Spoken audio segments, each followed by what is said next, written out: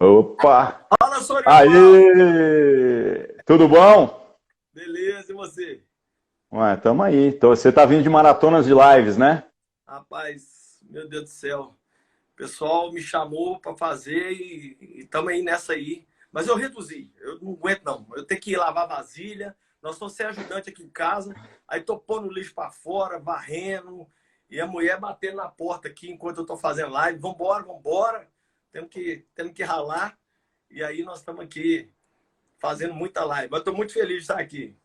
O que eu acho mais difícil é filho em casa. Eu tenho um filho pequeno, meu filho tem 9 anos, né? Eu falei que a hora que voltar às aulas eu vou jogar ele pela janela, lá na porta da escola. Porque não é que o menino dá trabalho nem nada, mas é que ficar dentro de casa. E eu também quero viajar mais ou menos um mês direto, porque eu preciso tirar férias da minha esposa, cara. Complicado. Muito tempo junto. Mas bom Ô, demais, ó. Bom que você aceitou o meu convite aí. Deixa eu te falar uma parada, cara. pode Tem falar. muita gente que corre de mim, cara. Tem muita gente que às vezes evita conversar comigo, porque os caras falam assim: ah, o Ari não é de ficar passando pano pra um tanto de coisa, né? E eu acho que a gente não tem que ser mesmo, Sim. né? Uma das coisas que eu acredito que é uma marca, talvez, da minha maneira de levar a vida, é não ter crise com discrepâncias que a gente vai tendo no meio do caminho. Inclusive, eu tive bons amigos que eu achava que eram bons amigos e que foram ficando pelo caminho quando houve divergência política. Sim. Cara, eu não entendo a gente perder a comunhão por causa de divergência política. Eu Eu vou te também não falar um entendo, não. negócio. Eu acho que o cara pode votar no Lula, não tem problema. Deus salva gente burra também, sabe? Mas agora romper a comunhão, velho, isso pra mim é Sim, muito sério. sim. O que rola, João? Jesus um dia ele falou assim: o que os outros dizem que eu sou? Ah, Elias, eu, João Batista, Tiririca. Aí ele falou assim: mas e vocês? Então, o que eu vejo ali? Jesus, assim, o que o povão tá falando é uma coisa. A minha treta é com quem me conhece de perto. Então, hoje o que a gente faz? A gente vê um vídeo na internet de um cara, ou ouve uma opinião, e a gente já emite uma sentença. Só que não sentou, como é que diziam os velhos antigos? Eles falavam assim: se você não comer um saco de sal com a pessoa, você não conhece a pessoa. A gente ficou, inclusive, surpreso essa semana quando a gente viu os dois super-heróis do Brasil separar, né? Como se fosse Paulo e Barnabé brigar. A gente viu o Moro e o Bolsonaro separar, ninguém entendeu nada. Pô, gente, mas da onde que vem essa crise aí? Então, a gente realmente poder conhecer um ou outro, aí o que eu faço? Eu entro lá no seu dia da maldade lá, e eu vejo lá você respondendo as perguntas. Sabe o que acontece no fim das contas? Quase tudo que você fala ali eu concordo.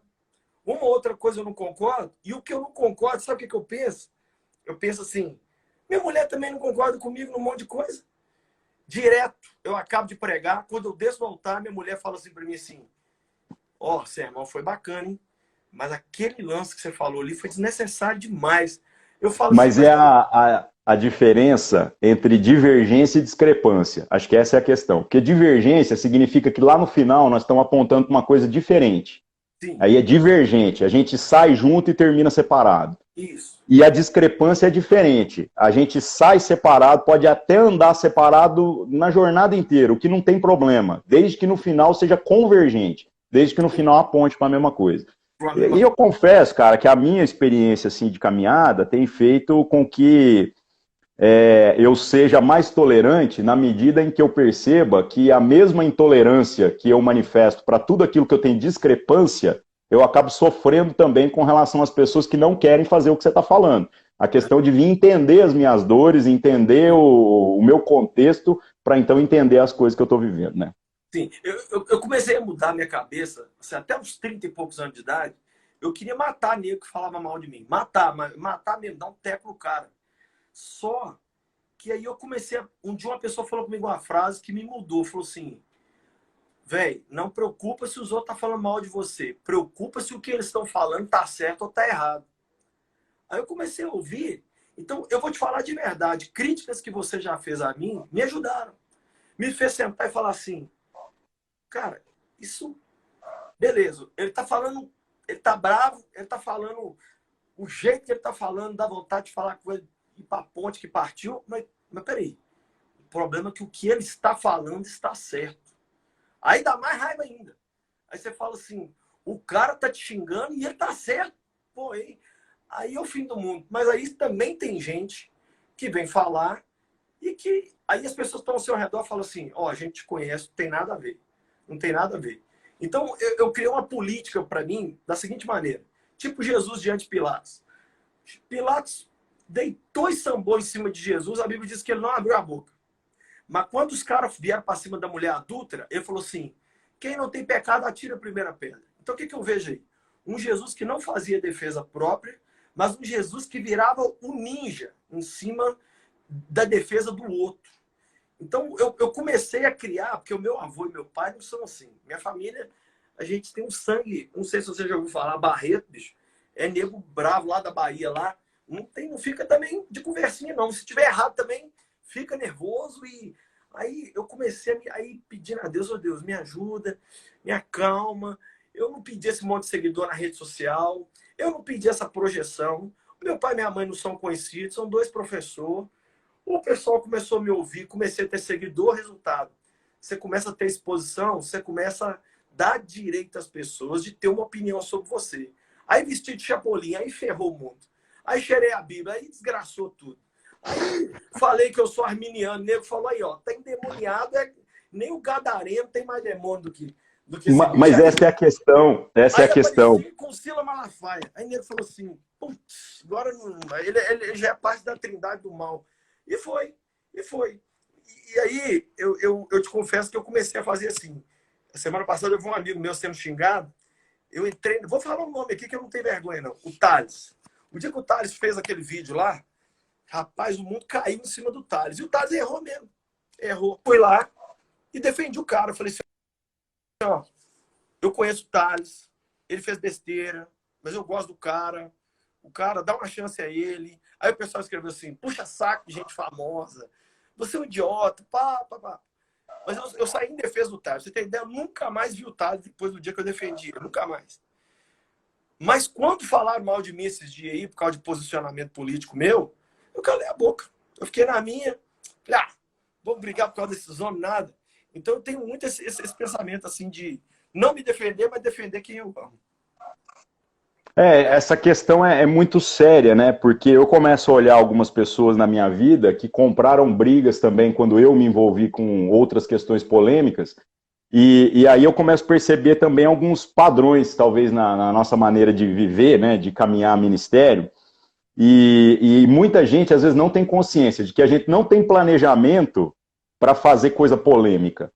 Não. Você não acorda de manhã cedo e fala assim, cara, vou fazer um negócio hoje que eu vou sair em todos os jornais. Ninguém pensa nisso, né? A não ser que seja alguém, obviamente, muito mal intencionado, mas eu acho que isso não é o normal. Então, por exemplo, pra você ter uma ideia, eu, quando criei a questão da Bíblia Freestyle, foi um estresse na minha vida, porque eu fiz isso num dia de férias que eu estava em casa, no outro dia a Globo estava batendo na porta da minha casa, querendo fazer matéria.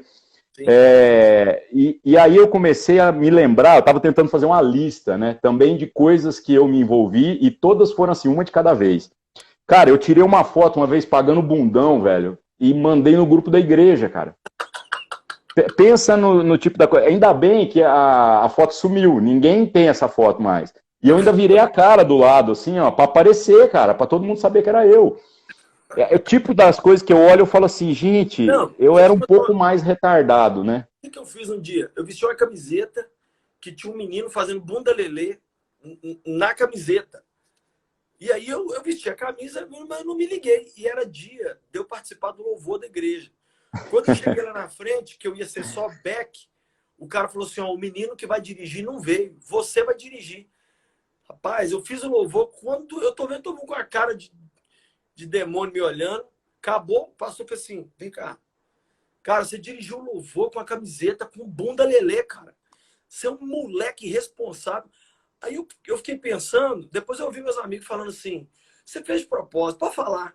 Irmão, lógico que não, cara. Eu vou fazer uma coisa, eu não vi, eu fui, fiz um negócio, esse lance da Bíblia. Sabe como é que foi da Bíblia? Fui tirar umas fotos. Você tá precisando de foto, que as igrejas chamam a gente para pregar, e quer pôr sua foto lá. E essas fotos horrorosas parecendo aqueles shows sertanejos, aquele monte de rostinho pequenininho, eu acho feio demais. Aí eu fui no estúdio, contratei um cara bacana de BH, tirei 800 fotos. Aí não tinha mais foto para tirar. O cara falou assim, tira foto com Bíblia, Zé. Eu peguei a Bíblia, beijando, fiz revolvinho com a Bíblia, fiz assim, fiz tudo. Ele falou assim, não, tá muito crente isso aí, faz um trem zoado. Eu fiz assim, cheirando a Bíblia. Essa foto ficou guardada um ano. Aí, meus amigos, você até conhece, lá de Vila Velha, lá o pastor Simon, a Débora, a galera lá da missão. Lucim, você vai vir pregar aqui, manda umas fotos suas aí pra gente circular aqui no Facebook. Eu mandei um pacote de 800 fotos. Eles pegaram logo essa. Velho, eu tava nos Estados Unidos pregando, recebi um telefone assim, não sei nem se é bom você voltar, não. Que o povo tá querendo sua cabeça aqui, falando que você desacralizou a Bíblia, bicho. Quando eu cheguei, eu vi programa do Danilo Gentili me xingando, o Datena me xingou, o padre Marcelo Rossi fez um edital contra mim, falando que foi um absurdo. Então, mas eu não planejei isso. Eu estava no estúdio, fiz o lance, quem postou foi outras pessoas. Então, a gente não tem esse... Você quer me vir possuído? Me chama de herético, mas não me chama de youtuber. Eu não sou youtuber. Eu uso essa praga para poder falar de Jesus. Agora, eu levantar de manhã e falar assim, vou ali na internet causar. Eu tenho a vida real. Eu sou das antigas, eu vou fazer 50 anos. Então, eu sou acostumado com o mundo aqui. Ó. As coisas rolam aqui. Né? Na internet é só uma projeção do que já está rolando aqui. Então, eu não... As pessoas acham que a gente está querendo viver uma vida de subcelebridade gospel, mas tem nada. Quando eu compartilhei aquela fotinha que eu fiz aí do Apocalipse, colocando nós dois lá, mano, um monte de gente falando assim, cara, isso nem vai acontecer, essa live aí não. Você tá fazendo isso para conseguir like. Eu falei, gente, cara, eu consegui, há uns anos atrás, um crescimento também no Facebook que se tornou muito grande. Quando meu Facebook passou de 100 mil pessoas, eu entendi algumas coisas que não eram para mim. Eu ainda estiquei isso para quase 200 e depois eu mudei completamente a forma de trabalhar. Quando eu fiz a Bíblia Freestyle, eu comecei um vlog também no YouTube. Juntei lá 30 mil pessoas no canal e vinha crescendo no ritmo. Eu fazia vídeos de 5 minutos. Aí eu resolvi aumentar os vídeos para 1 hora. E todo mundo fala assim, por quê? Porque aí a audiência caiu de 10 mil visualizações por semana cada vídeo, caiu para 500 no mês. Aí os caras falam, mas por quê? Eu falei, porque a gente vai discernindo na caminhada qual que é o nosso foco e o nosso objetivo. Eu aprendi também a fazer do jeito que eu consigo cooptar pessoas para aquilo que são os meus projetos. Só que nunca foi intencional. A explosão que houve em um determinado momento não era algo que eu havia planejado. O que também não tem nada de errado, porque às vezes a estratégia do cara é massificar. Sim. Mas eu, por exemplo, acredito que o meu perfil é um pouco diferente. Né? Eu trabalho, talvez numa linha mais dos profetas do Antigo Testamento. Né? O negócio é um pouco mais apertado. E a gente vai cercando. Porque, de certo modo, hoje em dia, quem precisa de uma coisa mais melancólica vai encontrar, quem precisa de uma coisa com a linguagem mais jovem vai encontrar, e quem, às vezes, quer o cara super reformadão lá, que ainda está discutindo o princípio regulador de culto, vai lá, pega os velhos lá, vai ter um monte de coisa para encontrar, né? Então, mas o que eu estava falando, então, de certo modo, eu me envolvi num monte de tretas, cara, sabe? E aí, o meu problema é que eu gosto da treta, cara, sabe? E eu gosto da treta pela treta, não é para ser nada pessoal. Então, quer ver mais duas coisas, assim, que foram marcantes na minha vida? Uma delas foi com o Iago Martins, que é um cara que hoje ele é pastor, mas na época ele nem era. Mano, e foi tão ruim, cara, foi tão ruim. A gente só meio que acabou com esse negócio quando eu fui participar de um debate com ele, lá no Rock do Vale. Eu ainda fui muito desonesto, cara, no debate, sabe? Porque você falou desse negócio do mundo real, eu gosto da treta até no mundo real, não é só na internet, não. Aí a gente tava num debate lá, e o Iago, assim, um cara super gente boa, cara, virou e falou assim, não, nós estamos aqui, né, vocês têm que entender que aqui não tem o time do Iago, o time do Ariovaldo, e tinha milhares de pessoas lá, né? A hora que ele falou isso, cara, eu levantei, catei o microfone e falei, mas o time do Ariovaldo vence! E a galera, não, aí pensa, cara, o cara tentando apaziguar e eu botando lenha, né? Sim. Depois, no final, eu fui lá pedir perdão pra ele. Eu falei, ô, irmão, desculpa, eu fui desonesto mesmo. Mas é que eu queria era zoar, eu não era sério. E aí acabou, dali pra frente, não tretei mais com ele, nada. E a outra, cara, essa foi legal demais. Há uns anos para trás, fizeram o BBB Gospel. Era o Profeta Heresias que fazia isso. Eu lembro, eu sigo ele. E me inscreveram no BBB Gospel. Se eu não me engano, foi na segunda ou na terceira edição. E aí, mano, a hora que eu vi que eu tava nesse negócio, eu comecei a fazer campanha. Eu falei, eu quero ganhar. Eu fui para todos os paredões, cara. Todo paredão eu tava. Aí eu eliminei o Rodolfo Abrantes, eliminei o Thales. Cara, eu fui eliminando todo mundo. Na final deu eu e a Mariana Valadão, velho. Né? Que era tudo fictício, ele criava os textos todos, né? E aí ele abriu votação. E, cara, como é que eu ganho da Mariana, velho? Não tem nem condição. O tanto de gente que acompanha ela e que me acompanha é desproporcional. Então eu tive que fazer uma campanha de guerrilha para eu ganhar esse negócio. E, obviamente, aí eu manipulei mesmo, mano. Eu botei tudo meus amigos para cooptar os amigos para eu ganhar. E eu ganhei, cara. Aí a hora que eu ganhei, velho, nossa, cara, eu zoei demais, cara. Eu zoei demais. Eu zoei tanto que o Felipe veio falar comigo.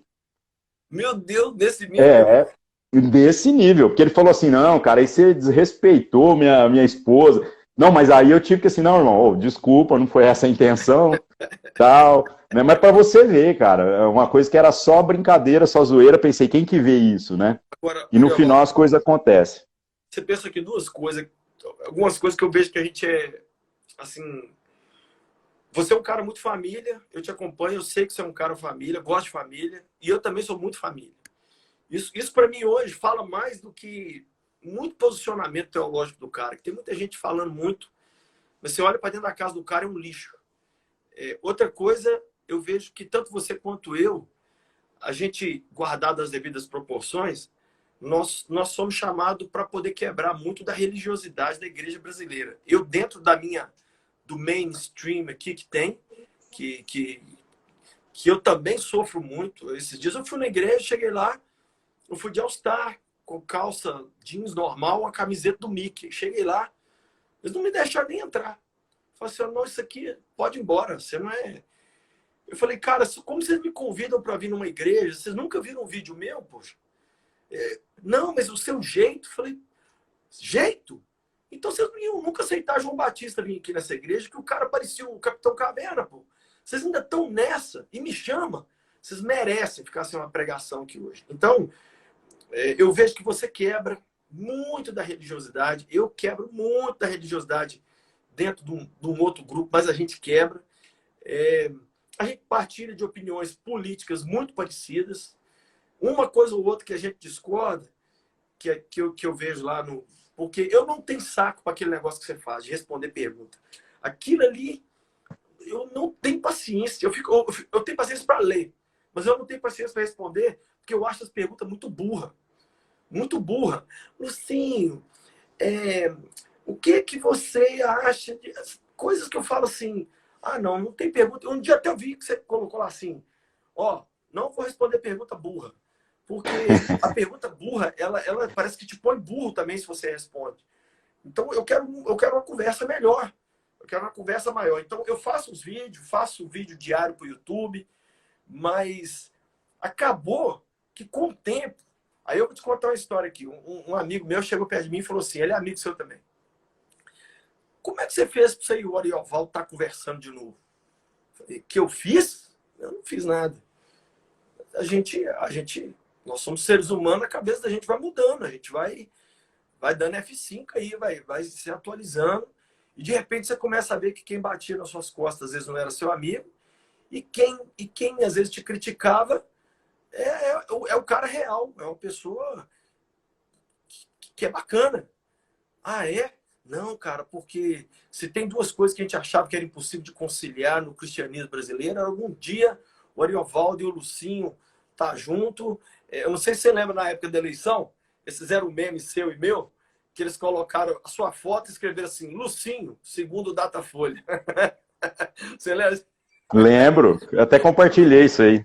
Lucinho, segundo o Datafolha. De tanto que a porcaria da Datafolha não vale nada. Então, eu comecei a olhar e ver um outro ângulo do Ariovaldo. Lembro de você gordão, vi você emagrecer, vi você batalhar aí pela saúde. E eu sou assim também. Então acaba que, se a gente sentar, dois mineiros, sou mineiro do interior também, fui criado no interior, então eu tô na capital, mas minha cabeça é dos tiozão velho lá de trás. Então acaba que muitas vezes as pessoas tentam colocar coisa entre nós que nem a gente colocou. E eu vejo hoje aqui, diante de mim, aqui um amigo, um cara bacana, que eu não concordo com tudo e nem quero. Porque se eu concordar com tudo, você vai tomar o lugar da minha mulher. Minha mulher não concorda com tudo que eu faço, né? Dentro dessa perspectiva, né, que é o que eu estava falando, eu perdi amigos, pessoas que eu acreditava que eram amigos, né, por essas questões de política, por questões de poder, cara, pessoas que às vezes têm medo da influência que você possa ter sobre o povo que eles cuidam. As pessoas acham que não, mas isso é muito sério. Sim. Eu me envolvi numa polêmica uma vez também muito legal, cara. Eu fui pregar numa cidade, mas não foi numa só que aconteceu, não. Aconteceu em várias, mas teve uma que eu sapateei mesmo. Os caras reuniram o conselho de pastores para fazer um documento repudiando a minha ida à cidade, cara. Pra você ter uma ideia do naipe da situação. Aí eu gravei um vídeo, entendeu? Gravei um vídeo e mandei na internet na época, dizendo que se eu conseguisse desfazer a pregação que eles fizeram a vida inteira, então eles são péssimos pastores. Mano, pensa no inferno que virou, né? Eu não acho que eu falei nada errado, mas é o tipo de coisa que eu olho hoje, eu falo, cara, eu não... hoje eu evitaria o estresse, sabe? Sim, sim. Mas o terceiro ponto, cara, que eu tenho visto, assim, que eu tenho perdido amigos, e isso tem me preocupado demais, rigores de natureza doutrinário nos dias que a gente está vivendo. Né? Porque eu falo assim, naquilo que é fundamental, cara, eu acredito muito no que eu falei na questão da convergência, Sim. sabe? Então, eu sou calvinista, cara. Quando eu me converti numa igreja arminiana, foi a fé que eu abracei no primeiro momento, depois eu conheci o outro lado da parada, me aprofundei mais dentro disso daí, sou odiado por muitos reformados, é incrível isso, porque eu até falo que eu sou recondicionado, né? Eu sou um reformado não reconhecido, porque a galera muitas vezes não aceita o meio pelo qual eu cheguei no mesmo resultado que eles, no mesmo raciocínio. Mas, tanto você vê o Dia de Maldade, você deve ter visto eu falar muitas vezes, né? Eu acredito no pacote doutrinário que eu abracei por uma questão de que para mim faz mais sentido. Sim. Mas eu não acredito que essas coisas sejam fundamentais, senão a Bíblia tinha dito com todas as letras, sem medo de errar, né? O culto tem que começar a tal hora, tem que ter tantas músicas, tem que ter o aviso, o dízimo, depois palavra, a roupa de vestir é essa, e quem está certo é o Calvino ou o Armínio. Né? E se não está amarrando desse jeito, então o resto acaba sendo que é cosmética mesmo, a gente está falando sobre motivação e não sobre o resultado que uma vida com Deus vai ter, né? Só que me preocupou demais, cara, esse lance de perder amigos por causa disso. De perder pessoas que caminhavam comigo por causa disso.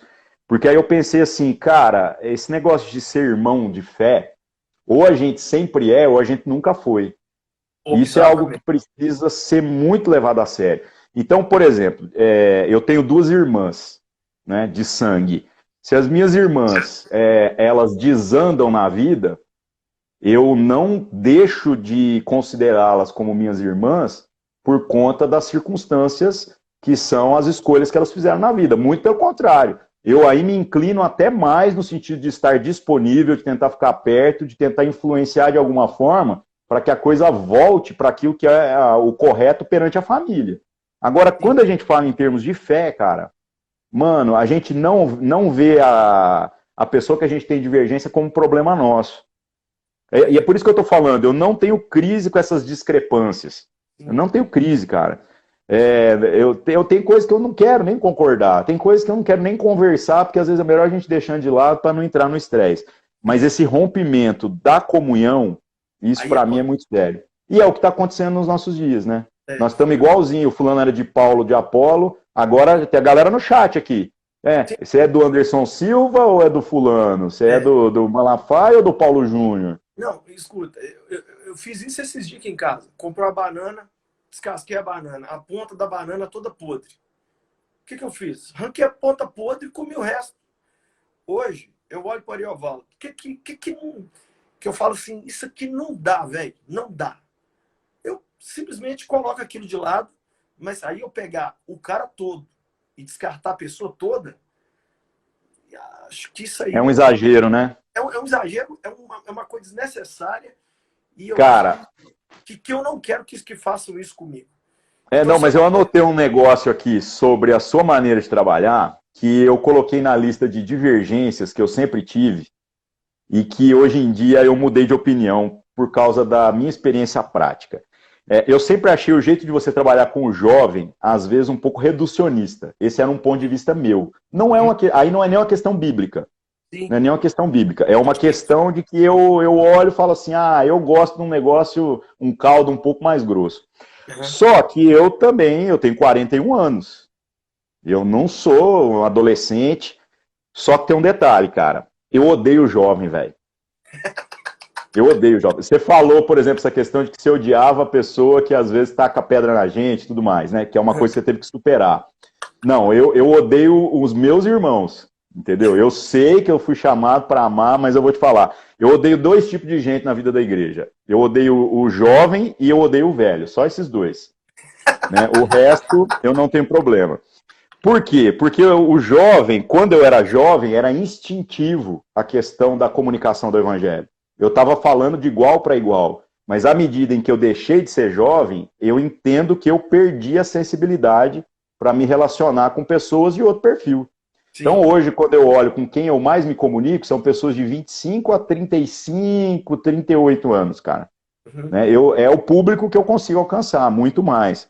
Uhum. Então é muito difícil, né? Embora eu veja que há problemas que a gente está tendo que administrar agora que começaram lá atrás. Então, o jovem, eu estou sem paciência para ficar lidando, por exemplo, porque a única coisa que o jovem está realmente preocupado é sobre poder transar. Esse é que é o problema do jovem, né?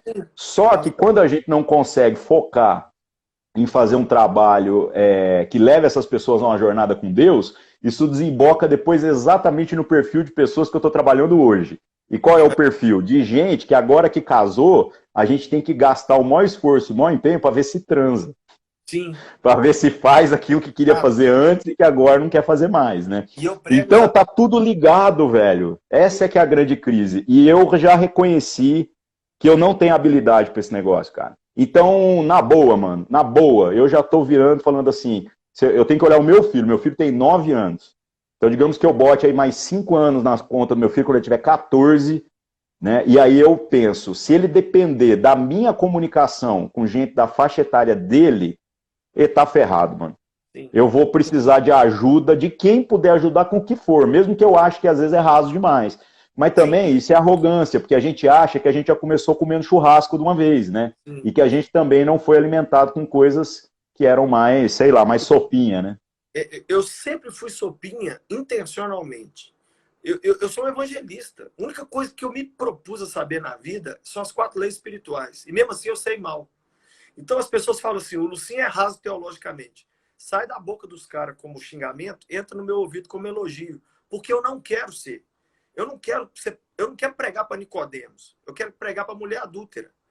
E eu tenho isso muito definido dentro de mim. Então eu sou muito bobinho e muito intencionalmente raso mesmo. Aí, por exemplo, no ano 2000, entrou uma outra coisa na minha vida. Eu tinha um desejo de não depender de igreja financeiramente, porque eu sei que isso aí não tem nada de errado, mas eu não queria. Aí eu li o livro do Rick Warren, Igreja com Propósito, e eu vi que ele conseguiu, com a venda do livro, ele conseguiu ficar livre do salário dele. Comecei a orar no ano de 2000. Deus, eu queria um dia não depender de igreja, mas continuar ralando em igreja do mesmo jeito, sem salário. Me dá uma estratégia. Comecei a escrever livro, fazer camisa. Aí veio outro rótulo. O Lucinho só pensa em grana, o Lucinho é o vendedor de camisa, não é pastor, isso é um marqueteiro. Só que já tem 10 anos que eu estou sem salário de igreja, eu ralo muito dentro da igreja. Às vezes até mais do que alguns que são obreiro integral, eu trabalho direto dentro da igreja. E eu tenho o prazer de levar um dízimo para a igreja, uma oferta que eu não poderia antes. Mas a pessoa nunca sentou comigo para me perguntar assim, por que seus sermões são tão rasos? Aí eu falo assim, amigo, é porque o peixe que eu quero pescar é sardinha. Se eu aprofundar isso aqui, passa por cima da cabeça dos caras. Por isso que tem que ter o Ari, por isso que tem que ter um monte de outras pessoas, porque vou, eu vejo o reino de Deus como um grande self-service. Eu sou arroz com feijão. Se bobear, nem feijão sou. Sou só arroz. Nego que vai lá e pega só uma colherzinha. Agora, tem muita profundidade aí, cara. Os pregadores que eu ouço, eu não recomendo meus meninos ouvir, que a maioria vai ouvir e não vai entender. Então eu tenho que ouvir os caras, decodificar isso dentro de mim, mastigar, transformar em papinha, para apresentar para eles de uma forma bem, bem simplesinha mesmo. Aí esse lance de grana também, muito xingado, mas o pessoal não sabe o que a gente faz. Eu, né, Lucinho, sozinho, sem minha igreja, sem ninguém, a gente ajuda muito em missões, sou muito ligado no Mário Freitas, a gente é muito Gente boa. mais, a gente sustenta 3 missionários há muitos anos, eu faço viagem missionária bancando tudo da galera aí, tem 15 anos, mas a gente não fica falando disso, porque senão o pessoal fala assim, aí ó, isso tudo é marketing, isso tudo é para aparecer. Mas a pessoa não sentou com você uma vez para falar assim, ou tem comida dentro de casa? Ou como é que é a sua vida? Outro lance, nunca cobrei para pregar, nunca. Eu já fiz meu seminário. Meu seminário eu cobrava R$ 20 para o peão entrar, mas eu bancava tudo. Eu levava minha equipe toda de avião, eu pagava hotel, eu alugava a igreja, eu deixava oferta para a igreja, eu comprava alugava as cadeiras, fazia tudo. Fiz seminário durante 6 anos, mas em 34 anos que eu viajo pregando, nenhuma igreja no Brasil ou no mundo. Teve uma vez que eu fui na Itália, preguei 4 vezes, 4 dias seguidos. E o cara no final bateu a mão nas minhas costas e falou assim, Deus abençoe, vai com Deus. Voltei de boa, sou amigo do cara até hoje. Então eu já vi você respondendo muito esse lance de perguntas sobre cobrar para pregar ou não. E eu tento não ser um peso para a minha igreja, tento ajudar meu pastor da maneira que eu consigo. Não concordo com tudo que o meu pastor fala e faz. Não concordo com tudo da minha igreja. Não concordo com tudo de todo mundo com quem eu apareço no Instagram. Mas eu entendi que eu não preciso concordar para ter um relacionamento. Se eu tiver que concordar com tudo que você fala, ferrou demais a conta. Não, mas é o que eu falei, eu não concordo com ninguém, né? E acho que isso não é para ser um problema. Mas essa questão que você falou do dinheiro, né? Eu experimentei muito, não apenas do não cobrar, eu experimentei de um posicionamento onde eu estava pagando para fazer as coisas acontecer. Sim. Só que aí, mano, começa a ficar caro. Porque você começa a tirar da mesa da sua família para viabilizar, às vezes, algumas desonras. Sim. Então eu comecei também já a rasgar mais nesse sentido. Mas isso aí, mano, até... Porque eu vou te falar um negócio, eu não tenho crise nem com quem cobra hoje mais. Honestamente, sim, nem com o cara que bota preço. Eu tenho crise com quem paga. Porque eu acho que se tem gente que acha que vale, entendeu? O cara vira e fala, não, você quer ver o que eu tenho crise? Eu vou para eventos às vezes, entendeu? Que o cara me dá a mão e fala obrigado. E pro cara que cobrou 10 mil, ele dá 10 mil. Aí eu acho complicado, velho. Tanto que aí depois eu aprendi. Sabe como é que eu faço? Eu pergunto. Falo, quem vai? Aí o cara fala, não, como é que fica? Eu falei, é simples, só não me desonra, cara. Só não me desonra. Eu não quero nem saber de valores. Esse dia me ligou a igreja. Não sei se você vem pregar aqui, vou. Quanto você cobra? Eu falei, eu nunca cobrei, não cobro, não. Não. Mas aí desligou. Aí ligou de novo. Aqui, pode falar o valor. Todo mundo que vem aqui fala valor. Por que você não vai falar valor? Falou, ô tio, eu não vou falar valor, cara. Eu posso diminuir um valor que vocês queriam me dar, que seria maior, ou eu posso me tornar aos olhos de vocês um usurpador e cobrar um preço que vocês não podem pagar. Então eu não vou falar valor. Aí eles ligaram a terceira vez. Cara, faz um negócio então, fala pra gente quanto que as últimas 3 igrejas te deram. Falei, beleza, anotei. As 3 últimas igrejas. A terceira me deu $500 mil, a outra me deu 400 mil, a outra me deu... O quê? Falei, velho, não... Para, cara. Eu não vou te falar um preço. Eu não tenho. Fala, a outra deu R$30, faz a média aí, né? Faz a média. Então, não é fácil também estar numa igreja exposta igual a minha, que tem um nome, e aí o pessoal também põe rótulo na igreja, Lagoinha, Hollywood Gospel, isso aí, os caras que estão lá estão... Eu, inclusive, dentro da minha igreja, eu destoo muito do jeito da minha igreja, eu destoo em tudo, do louvor, eu destoo, mas eu descobri que a minha igreja precisa de mim assim. Eu supro o que falta nela e ela supre o que me falta. Eu tenho um amigo muito bacana, que ele é tipo você, ele é bem diferente de mim, mas ele me curte muito. Aí um dia eu falei com ele, seu velho, por que você não para de me chamar? Tem 15 anos que você me chama para vir pregar aqui. Você é o Yin, eu sou o Yang, cara. Ele falou, olha o que ele falou para mim. Eu preciso do que me falta e não do que me sobra. Gente, para falar o que eu gosto, eu sei quem são. Os puxa-saco para ficar do meu lado falando, ah, você tá certo, você tá certo, você tá certo. Eu tenho um monte. Eu preciso de dinheiro que me dá o que eu não tenho. E você tem o que eu não tenho. Aí ele citou lá, a pegada dele é muito sabedoria e eu sou muito loucura. Então, um completando o coração do outro. Você entendeu? Aqui no ministério do qual eu faço parte, o Ministério Sal da Terra, a gente vive muito isso também. E essa tem sido, acho, com certeza, a bandeira maior a se levantar. A questão dessa pluralidade das expressões, né? E eu falo, esse ministério ter me suportado nesses últimos, acho que 20 anos que eu faço parte dele, é um milagre, cara. É um milagre, porque não é qualquer ambiente, obviamente, que compraria algumas brigas, muito por conta disso, por conta de entender a responsabilidade de, estando perto, ser um instrumento de Deus para poder ser abençoado também com aquilo que eu posso ser instrumento de Deus, né? Então, cara, mas aí voltando na parada, então eu tenho crise com o jovem e eu entendo hoje o tamanho do desafio. A comunidade que eu pastorei tem 100 e poucas pessoas, cara, uma igreja pequena, dentro de um ministério que tem alguma expressão, e hoje a gente, assim, às vezes tem perdido adolescentes, perdido pessoas mais jovens, por conta da nossa incapacidade de comunicar. É uma coisa incrível. Só que aqui, qual que é o estresse?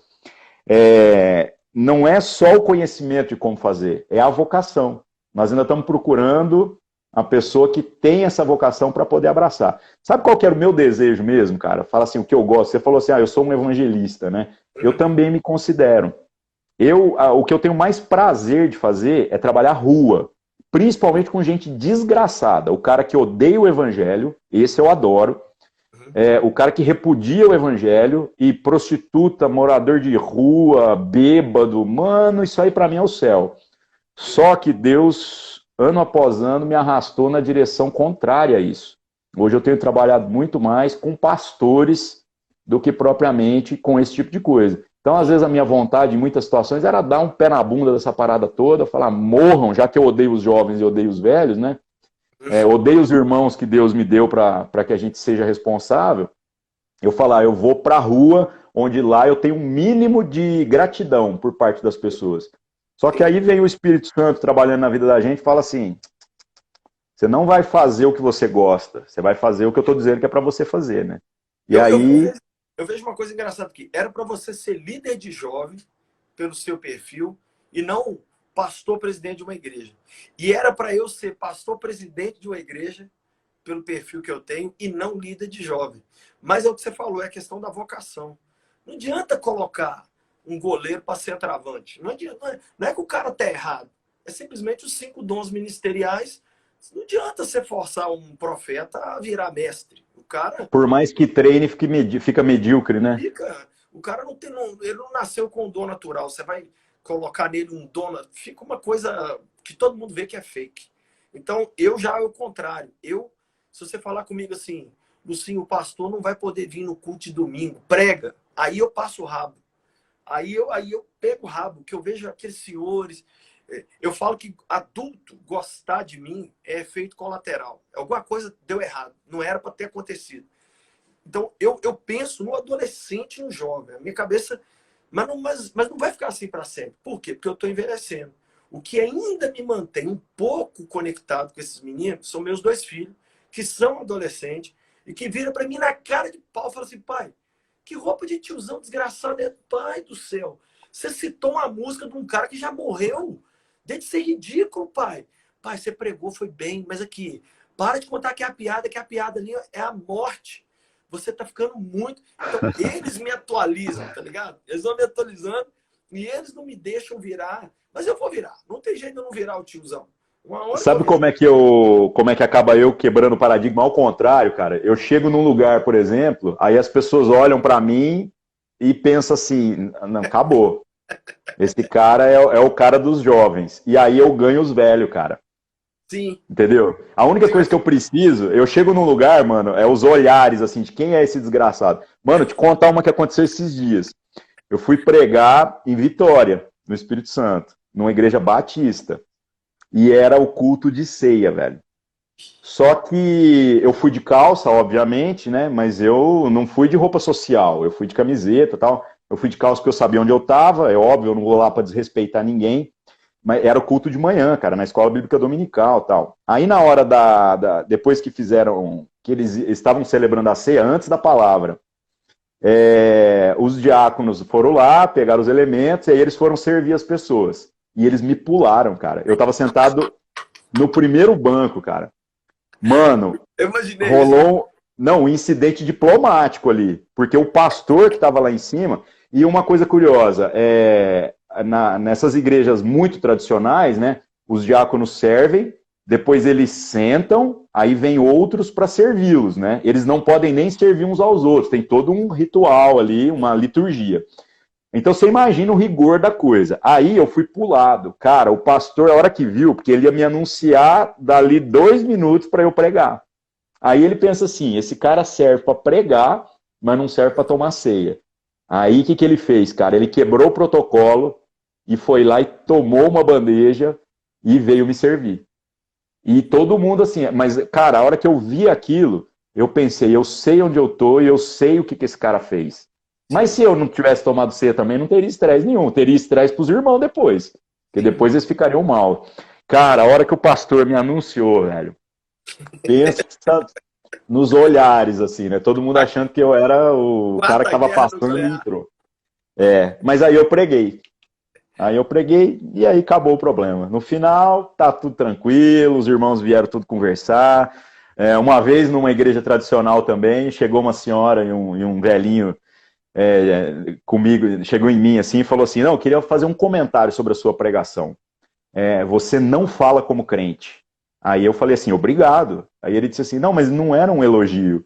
Falei, não, mas eu me senti elogiado. Falei, realmente, eu não tenho a intenção de falar como crente, mas o que eu falei tá certo, né? Aí ele, não, o rigor da doutrina, foi perfeito. Falei, não, então tá bom. Essa era a minha intenção, era isso que a gente tava fazendo. Cheguei uma vez numa igreja também, daquelas que tem 50 pastores sentados no altar, e meninos, homens do lado direito, mulheres do lado esquerdo, 1000 rapazes de terno, 1000 moças de vestido. O altar tinha mais gente do que lá embaixo. Eu cheguei, rapaz, igual um mulambo para pregar. Você entendeu? O pastor não me chamou de pastor. Ele falou assim, o irmão sou eu. Aí o líder de jovem que tinha me convidado, ele falou assim, eu chamei ele e falei, cara, você me põe numa roubada aqui, o pastor tá até com raiva de mim. Ele falou assim, não, eu queria que você quebrasse a religiosidade da nossa igreja com uma vinda. Eu falei, cara, mas você não me explicou, cara. Você falou que era um congresso de jovens que eu podia vir como eu quisesse. Resultado, o pastor falou assim, ó, eu vou te deixar pregar com ressalvas. Porque você... Aí pagou um pau pra mim, fiquei ouvindo. Aí eu pensei assim, tô ferrado, então vamos ferrar direito. Cara, eu fiz toda a loucura que você pensar que um pregador pode fazer no culto, eu fiz. Eu joguei água no povo.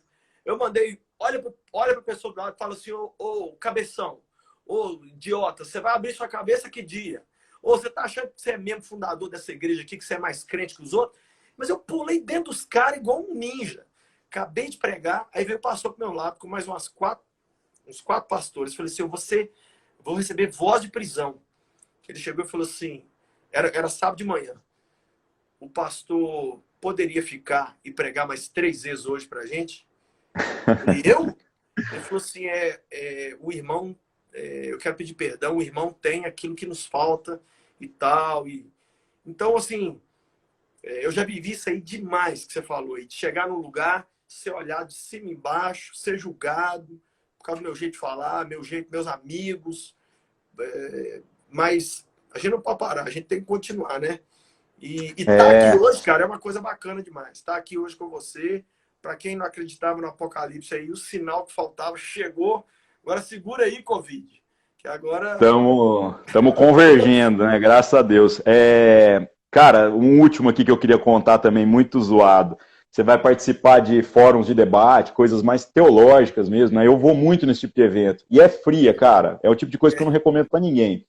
Por que que acontece? Eu não tenho formação teológica, cara, de seminário, essas coisas. Eu sou autodidata. A Sim, minha formação é na área de TI, a minha formação de faculdade. sim. Então, e os caras me chamam para dar palestra em seminário, essas paradas tudo, né? Aí, cara, pô, eu estudo, velho. Eu também não sou tão burro assim, né? Só que aí eu vou, cara. E chega nesses lugares, são disputas às vezes para ver quem sabe mais. Agora eu dou muita sorte. Tudo que os caras citam, eu dou a sorte de ter lido. Até hoje ainda não me pegaram numa parada dessa. Só que o que eu acho zoado? Na hora que vai apresentar, fala assim, ó, esse aqui é o reverendo tal, esse é o reverendo tal, esse é o reverendo tal, e esse aqui é o pastor Ariovaldo. Aí eu fico assim, pô, velho, você reverenciou todos os outros, chegou na minha vez, agora zoou, né? Então por isso que a gente trata todo mundo pelo nome. Lucinho, é isso, né? Nós já até excedemos o horário que a gente tinha combinado, mas. O cara foi bom demais. Não, a ideia eu acho que era mais essa mesmo, mostrar pro pessoal que nós não estamos aqui para passar pano, para dizer, eu agora concordo, aceito. Mano, na boa, nós não precisamos disso para a gente conseguir manter a unidade do espírito. Exato, exato. Nós não Ô, velho, carecemos desse tipo de coisa. eu costumo dizer o seguinte: já imaginou no céu sua mansão é parede com a minha? Numa analogia aí. E aqui embaixo a gente não se deu bem. Então, pessoas não são descartáveis. Ninguém é descartável. Eu vejo na Bíblia um Jesus que ele acolhia da prostituta e do leproso até o líder religioso mais chato que existia. Ele dava conta de todo mundo. E de verdade mesmo que eu fico triste quando a gente fica seletivo. Eu tô vendo hoje os crentes chegar no nível onde eles estão mais amigos de ateu, de agnóstico, de gente de outra religião, do que de pessoas do mesmo ciclo. Eu não estou falando de unidade, eu estou falando de unicidade, né? Eu acho isso triste. Eu acho que eu vou a Israel todo ano com a caravana e eu tenho um amigo lá que é judeu praticantezão mesmo, daquele de ficar no muro assim, e eu tenho um outro amigo árabe que é motorista, arabão mesmo, daquele de falda, tá ligado? Da série lá da Netflix, os caras radical. E aí eu sento com eles, senta eu, o judeu, o muçulmano. O papo é tão bom, e eu cutuco eles. Eu só trago o assunto de Jesus. E aí a gente fica falando de Jesus, falando de Jesus, falando de Jesus. E eu fico pensando o seguinte: muitas vezes que a gente vai lá todo ano, eu já fui lá esse ano, eu falo assim, eu não consigo ter esse papo sobre Jesus com gente de Jesus, cara. A cultura rabínica, né? A cultura rabínica tem um negócio bem nisso, né? Que eles falam assim, 3 rabinos, 4 opiniões, né? Ou seja, a pessoa, ele literalmente quer ouvir a sua opinião porque ele não te joga fora por conta dela. Por isso que o judaísmo também tem tantas linhas, né? Nós, como cristãos, somos intolerantes demais, né? Muito, muito. Então, o visual, a linguagem, a igreja, o estilo de pregar, a camisa que você está vestindo, a camisa que eu estou vestindo aqui. Essa camiseta aqui, ó, eu fiz ela para levantar uma grana na época dos mártires, a verdadeira marcha para Jesus, que é os caras do Estado Islâmico indo levar o pessoal para a morte. Essa camisa muito louca aí do Johnny Cash. E é isso, velho. Foi muito bom estar aqui conversando e bom demais, viu, Lucinho? Em breve nós vamos tirar uma foto junto, tomando um café aí em Uberlândia aí. Ou aí em BH, uma hora a gente encontra. 15 segundos aqui, estamos encerrando. Valeu, viu? Obrigado aí por ter atendido a solicitação. Obrigado, Deus abençoe e vou salvar aqui para a galera acompanhar. Se você puder me enviar a live, eu quero. Mando sim. Valeu. Obrigado. Tchau.